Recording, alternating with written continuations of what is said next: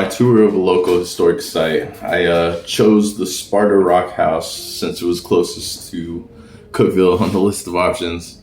The Sparta Rock House was built by Barlow Fisk between 1835 and 1939 along the Wilderness Trail that connected the Walton Road, which was an early wagon road that connected Knoxville to Nashville, and followed roughly what is the US 70 North.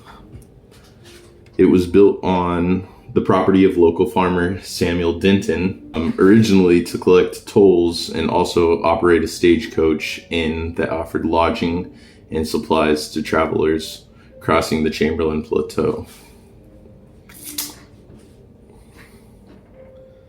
The Sparta Rock House played a pivotal role in the development of Tennessee's early transportation system. In the 1800s, the steam engines utilized this railroad to transport coals from Bon Air coal mines and other local mines to the Nashville, Chattanooga, and St. Louis Railway over in Sparta. On July 10th, 1875, the railroad was sold to the Memphis and Charleston Railroad Company due to default on the previous company's debt. Then on July 28th, 1877, it was sold to the Nashville, Chattanooga, and St. Louis Railway, who extended the former line of the Manchester and McMinnville Railroad 26 miles eastward from McMinnville to Sparta. This railroad was eventually disassembled and scrapped for its metal during the strike against the railroad following the Great Depression. The Rock House itself was used for various reasons throughout its existence, and housed some influential people within its walls. A notable person of interest was President Andrew Jackson. He stopped there on his trips from Washington to visit Samuel Denton. In early years, it served as a stagecoach and frontier home, before being converted into highway toll and inn.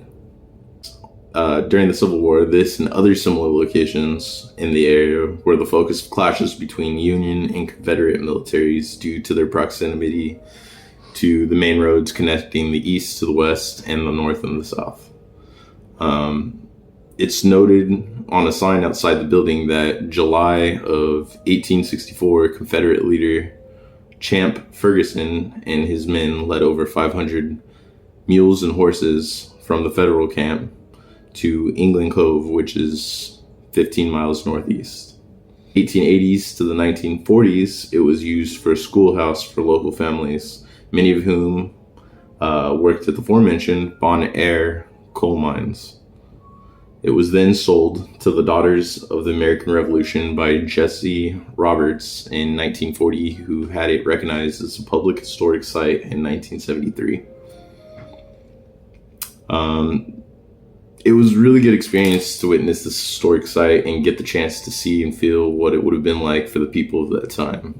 As I sat in the building and looked around at the construction of the fireplace, and I looked upon the original red cedar roof ceilings from the outside of the structure, I was amazed at the construction of the building. The time and thought of the build was extremely well thought out. Seeing the old wagon path that led up the mountain and trying to imagine traveling something of that magnitude was surreal. It really takes witnessing something like this to be able to appreciate the modern conveniences we regularly take for granted. If you ever find yourself in the Chamberlain Plateau, I strongly suggest you swing by and take a tour for yourself. Thanks.